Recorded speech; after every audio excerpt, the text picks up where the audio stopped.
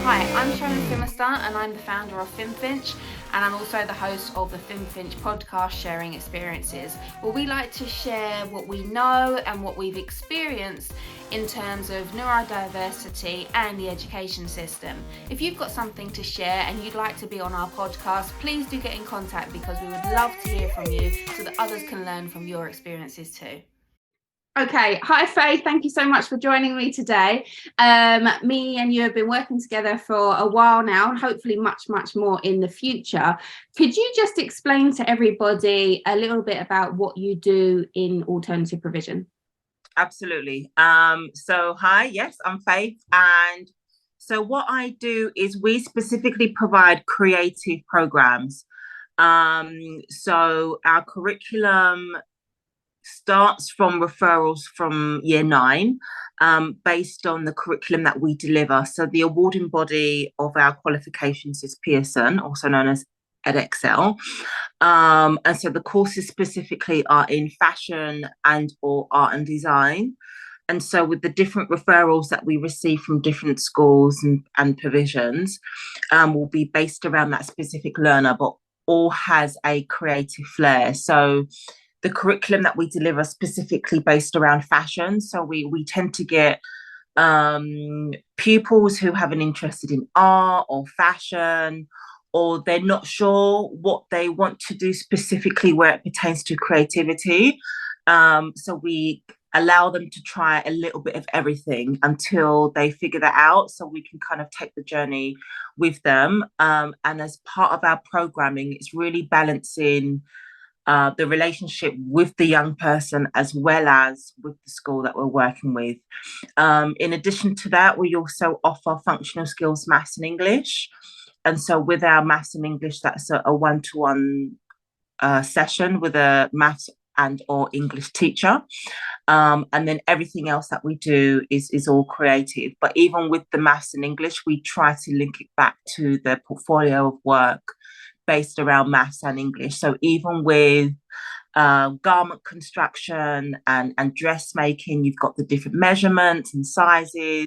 And so we kind of link and incorporate the mathematics around that. Cool, excellent. And why is it that these young people are referred to you rather than staying in their mainstream school?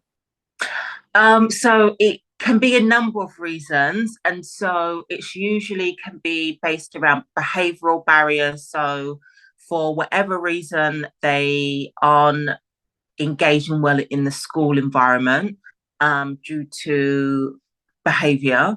For some of the referrals we receive, it can be based around their learning difficulties. They may have some underlying kind of health barriers or mental health barriers, which means that they aren't getting the best out of mainstream school environments. And so they could have mild autism, they could have a number of diagnoses. And so for some of those reasons, they may perform well and do better in our environment. We have small class sizes. And then again, for things like maths and English, that's one-to-one. So it's only that one learner with the teacher. Excellent. And what made you want to get into this line of work?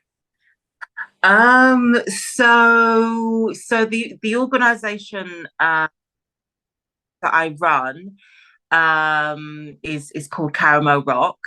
And so it really started from my own personal journey.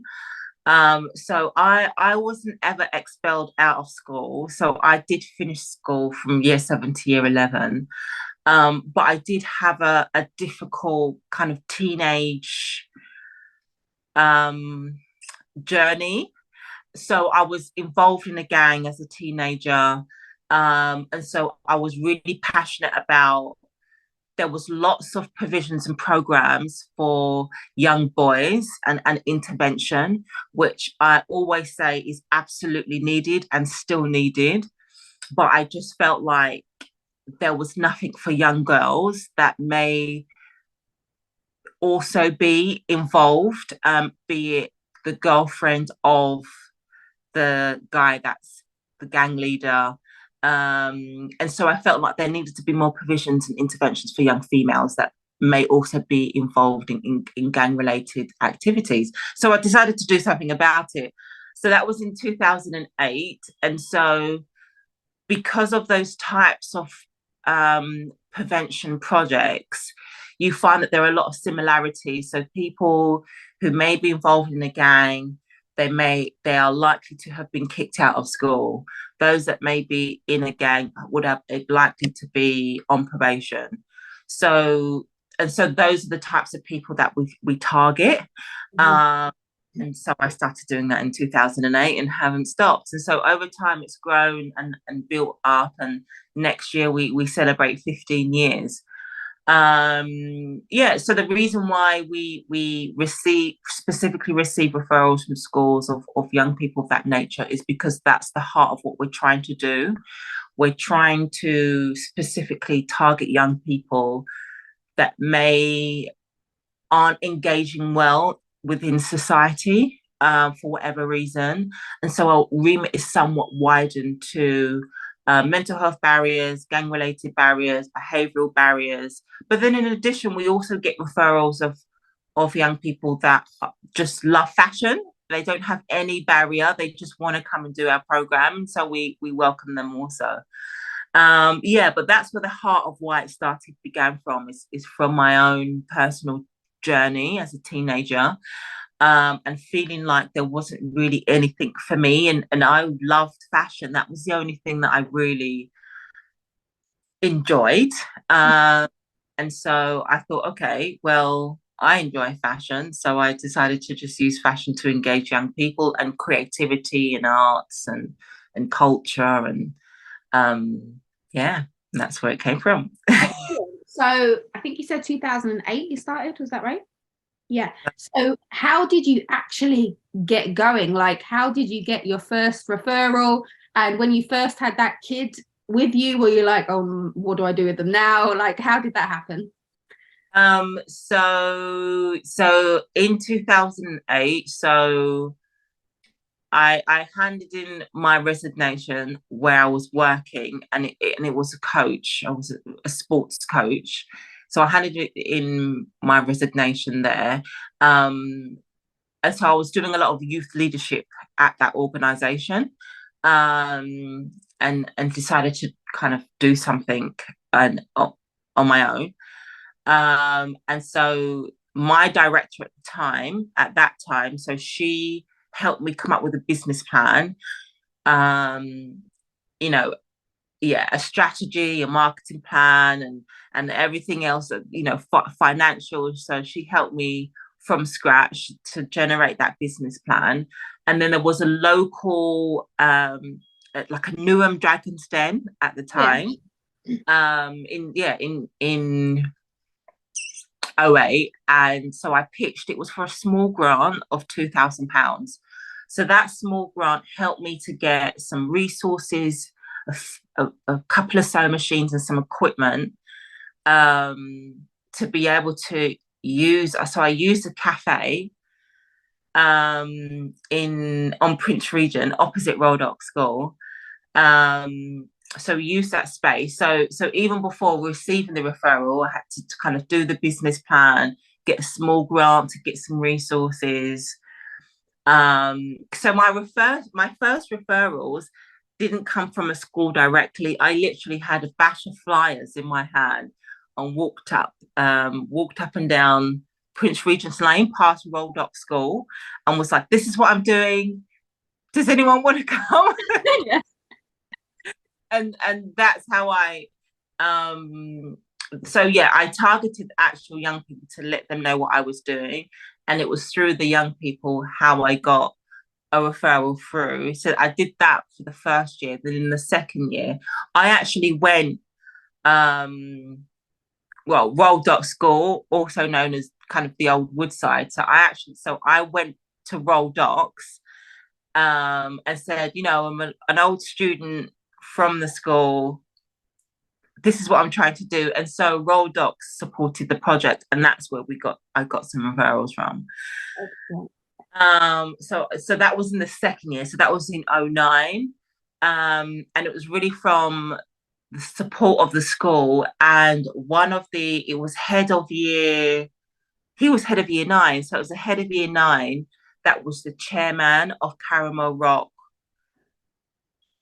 Yeah, from when we got charity status, because we didn't get charity status until 2010. In '09, he really supported the project. So from '08 to 2010, so those 2 years, I was able to build a track record and get all of the paperwork together, the images, the feedback forms, all the policies in place. And then I used all of that paperwork to then apply for charity status and got charity status in 2010. So for the first 2 years, we were under the umbrella of Ascension Trust, which is my old church, Ascension Church, which is behind Roldock School.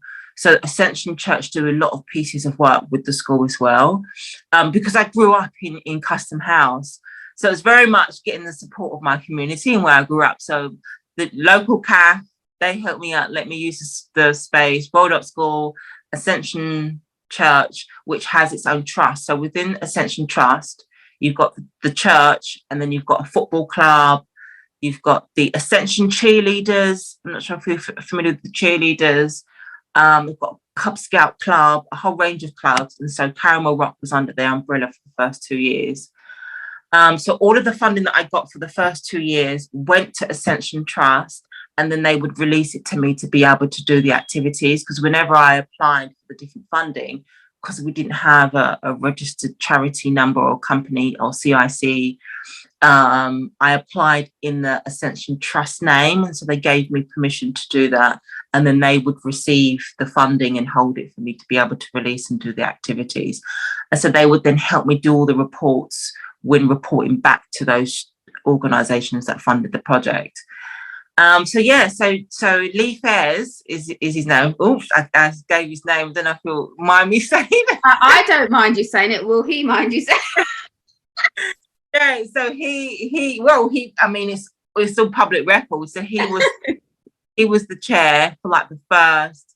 I think he stepped down in. He was the chair for about 5 years, so maybe not 2015 is when he stepped down. And then so from 2015, I got a new chair who was amazing. He was a dean at the University of Greenwich. And he was also on the chair of Newham's MOPAC and Newham's Safer Neighbourhood panel. So he did a lot of work with police and prevention within Newham as well. So that's how I knew him. And he was a chair of a number of organisations. So it was a bit hard to get him because he was quite busy. And I just literally sent him this long pitch email begging him, please be my chair. And he accepted. So he was the chair from 2015 to 2000. I think it was about 18. So he was the chair for 3 years, and he really helped bring the charity from the level it was to the next level. And yeah, so yeah, having the right chair is chairperson for your charity or community interest company is really critical. And so our board of trustees, they're all volunteers and they kind of give back their time, but what they receive in return is being able to kind of acknowledge that they are on a board. So even in their own personal careers, if they're applying for higher senior roles, they can use the fact that they're on a board of an organization, kind of build their career aspirations. Ooh. So over the 15 years, have the types of kids that you work with changed? Are there more of them? Are there less of them? More girls, more boys? How's it working? I would say definitely more. We've increased in our male intake. And so one of the things that we do with the schools is so like we're on a number of directories. That's another way on how we receive referrals. We're a Newham directory, Hackney directory, Tower Hamlet directory. So we get referrals from like Haggerston School in Hackney, so we get referrals from schools in Hackney, Tower Hamlets and Newham. So we used to be at a 10% male, 90% female.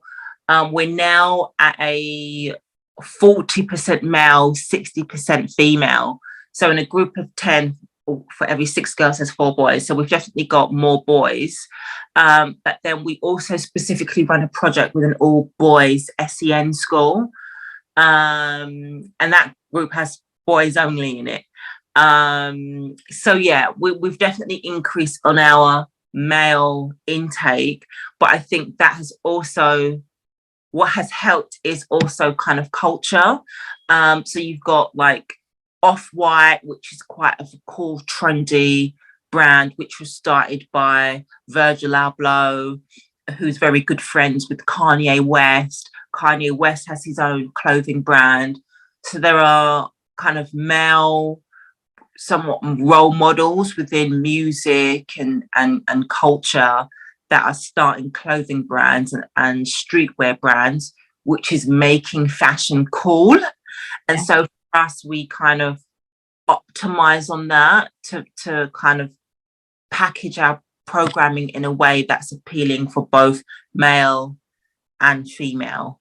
And we're still trying to do better on that, specifically in our social media, because I think we're still female, kind of the look of what we promote is still female led, and we're trying to make it more male led.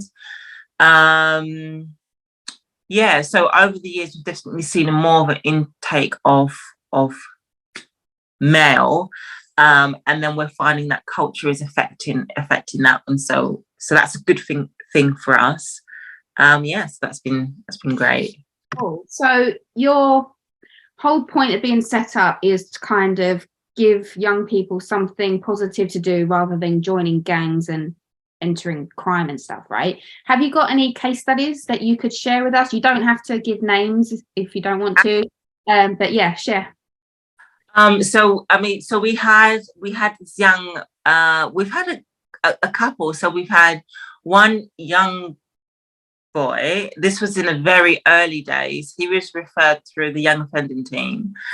When he first came to us, he didn't want to come. He didn't want to be there. Why do I have to do this? But it was part of something he had to do. He had to engage in some form of activity. So he was referred to us. So when he was referred to us, we tailored his activities around photography. And then after about 2 weeks, we couldn't get rid of him. So he only needed to come to us. He was on a 3-day-a-week timetable. And he was there every day. He loved it. He really enjoyed the environment. He really engaged really well. So it was really having that patience in the first 2 weeks and really understanding his interests. And despite, how he may initially react and respond towards us, is to kind of just continue breaking down those walls and barriers. And it just took 2 weeks, and then we couldn't get rid of him. He was there every day. He loved it. So we were able to write a report. So we needed to write a report on his progress and how he was engaging. And his probation officer also received a copy of the report. And it was read out in court as well. And so it also influenced the positive outcome of his sentencing. And so we were so proud of him. And kind of long term, he ended up going into sports science. But he always said those kind of key principles and just having a community of people that really believed in him and saw his potential really impacted his life long term. And so he never would have thought of going to uni, and then kind of fast track a number of years he went to uni to do sports science. And so we were so proud of him. And and I mean, we have another one. We had another referral. She a young female. She was an addict. And so she had a number of barriers and underlying issues. And so we pride ourselves in delivering what we do pertaining to kind of fashion and creative programming, but we do work with other stakeholders because we aren't psychotherapists, we aren't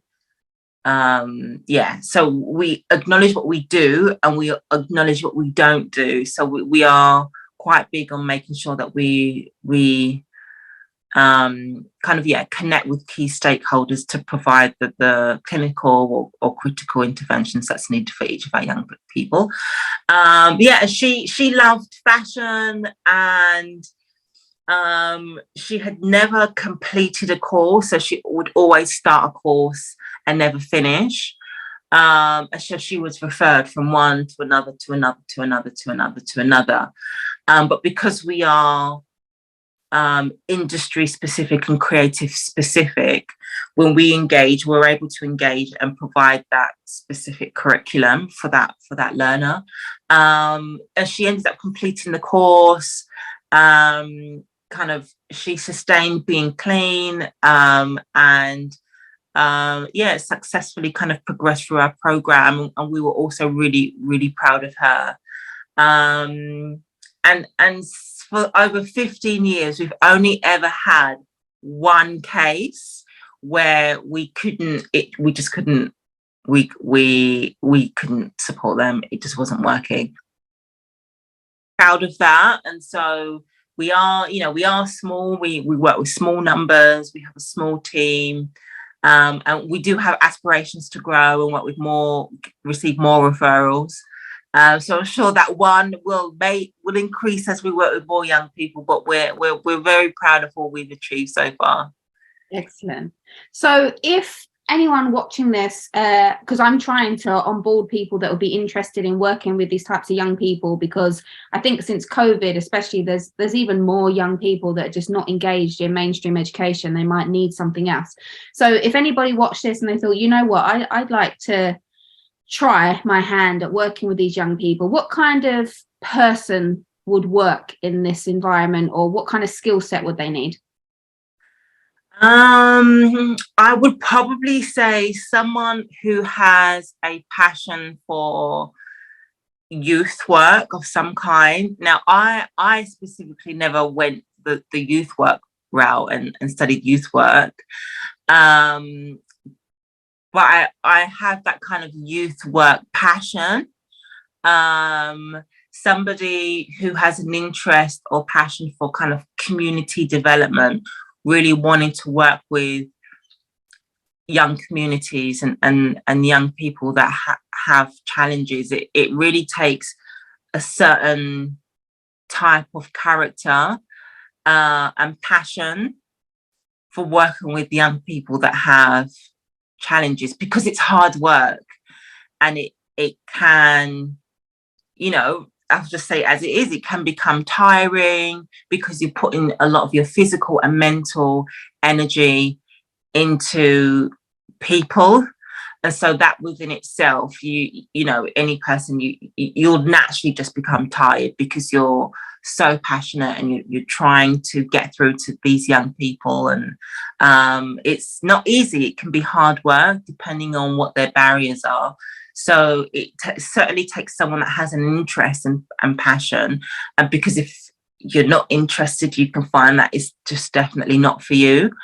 Someone that is really passionate about supporting young people that have challenges and that have barriers, and really passionate to support them, and someone who has the patience. And I think I've had to learn that along the way. Because sometimes things don't always, work out straight away. And so it's having the patience that can take years, especially if they're referred to in year 9. And so for us, we try and re-engage them back into school if they're progressing and working well. Some cases they don't, and they stay with us. And so it can take years before you get through. And so it's not kind of one brushstroke fits all. So someone that's really patient and passionate. That's the kind of type of person. Excellent. Thank you so much for joining me today. I really appreciate it. Just before we say goodbye, is there anything else you wanted to say? Do you feel like you said everything you needed to? Yeah, absolutely. It's been a pleasure. So thank you so much for having me. It's been such a pleasure speaking with you. Thank you so much, Faith. Bye. Bye. Phimfinch was set up to empower young people with the tools and confidence to achieve success. If you'd like to be part of our journey, please check out our website at phimfinch.co.uk. The Phimfinch network is going to be launched soon, and that will be the safe place to bring together parents, young people, youth workers, schools and local authorities so that we can work together to empower these young people so they can live successful lives. Please get in touch because we'd love for you to be part of the Phimfinch journey.